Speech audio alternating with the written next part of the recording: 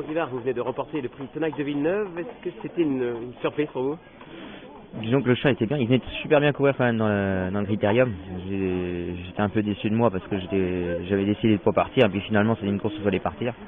Je me suis retrouvé trop loin, il n'y avait pas assez de train et mon chat avait super bien fini. Donc je savais qu'il était en pleine forme, au travail il était super bien. Après on a pris le risque d'enlever les fers pour la première fois et puis ça a marché, quoi. Et justement dans le parcours vous étiez en sécurité pieds nus?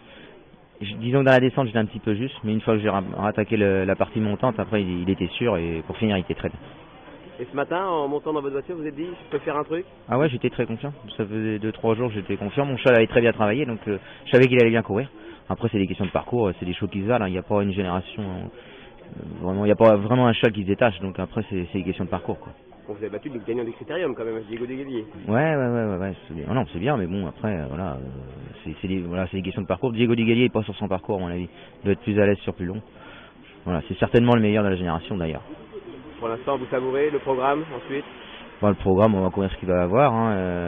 Voilà, on va continuer dans cette voie-là. De toute façon, on n'a pas trop de choix. Et déférer qu'une fois de temps en temps? Ouais, il a des bons pieds. Je pense qu'on va pouvoir leur déférer. Franck, merci.